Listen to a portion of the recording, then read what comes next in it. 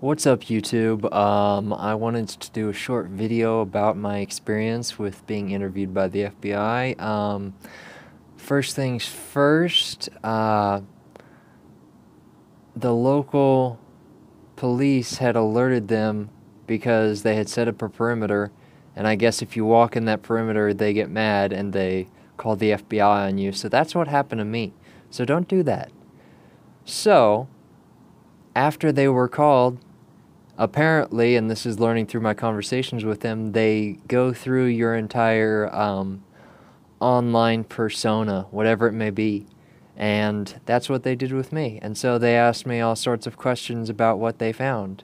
And it was on public forums, Twitter, Reddit, and Facebook. But I don't have Facebook, so they didn't use that, obviously. So, what was it like? I went to this large square building, and it was very clean, very elegant, and I had to go into a little box.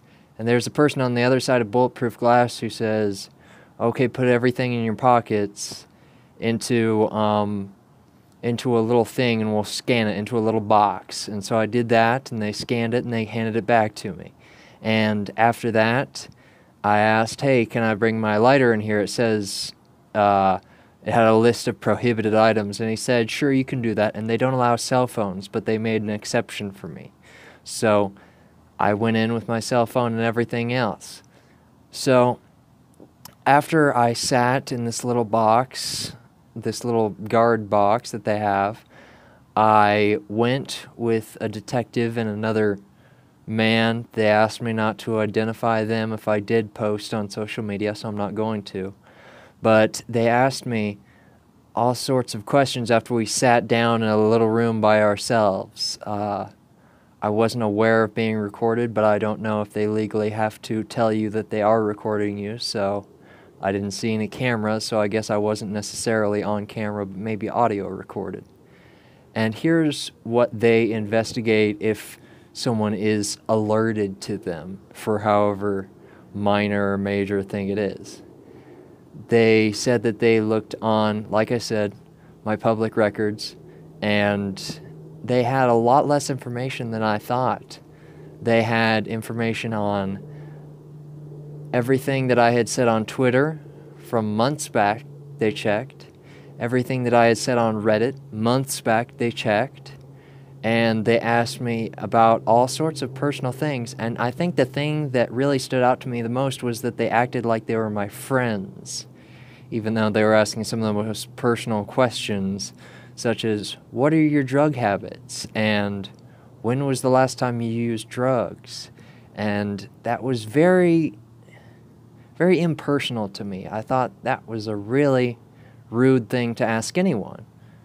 And one thing that I found that they were very misinformed on was any sort of psychedelic drug use, because they had no idea what basically any psychedelics did. And I thought that was very relevant to our conversation. So I just kind of bookmarked that in my head.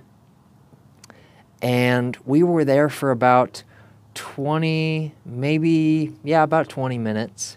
And they asked me, because I had posted about how, because there was a recent bombing, it was recent in Sri Lanka, and I commented, it was just a comment, you don't think about those things. And I commented on my Twitter, I said, these terrorists, these ISIS members, you need to understand them. You need to put yourself in their shoes. If the U.S. has only bombed your entire country for pretty much your whole life, then you're going to be mad. You're going to be un-American. You're going to be anti-American. You're going to hate them and want to kill them. And anyone who's American, probably. So I said, you need to understand these people. And based on that response, they said that that was sympathizing with ISIS. And so I said, no, that's empathizing with them as human beings. And their questioning got very aggressive. There was two of them, and one was about, I'd say 300 pounds and about 5'8". So he was a big guy, and I was a little bit afraid. And I said, look, if you're going to, you're interrogating me like I'm a terrorist, And they asked specifically, "Are you a terrorist?" And I said no, and I had to say it several times because they assumed that I was a threat, and they said, "We only investigate threats. Are you a threat?" And I said no. But they continued. And at one point I was shaking because I was, not because I was guilty or anything, but because I was afraid. I was afraid that they would lock me up, and I said, "If you want to put me in cuffs, just put me in cuffs, if it'll make you feel better." And they said, "No, we don't want to put anyone in cuffs that doesn't have to be." And so I said, "Can we leave?" Or I started to say that, and then they began again with the questions. And so total, I would say I was there for probably 25 minutes, actually. And they finally said, after I asked, "Okay, are we good to go?" And they said yes. And I asked them specifically, "Okay, are we going to, what about posting on social media?" And they said, "Don't include my name." And so I didn't. That went for both of them. And so after I left, I noticed that someone had profiled my car and taken down all the information because he was standing there with the clipboard in his hand and he had just gotten into his car. So I'm sure that that was the case. And so I'm going to end the video there. But after I left, I heard nothing since then from them.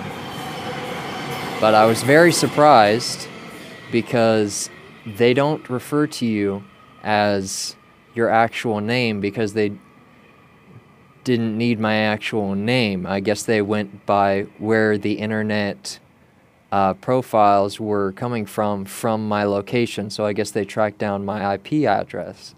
And so that was all public information that they found. In fact, you could find me in about half the time using a bounty hunter because I used to know one, and quicker and easier if you use a bounty hunter's way. And I asked them how long did it take them, and they weren't very specific because apparently it's okay for them to keep secrets but not me. And even something as innocuous as how long it took to find me. And so I asked specifically how long did it take to find me, and they said, well, it was between 1 second and 1,000,000 years. And I said, okay, that's very specific, thank you.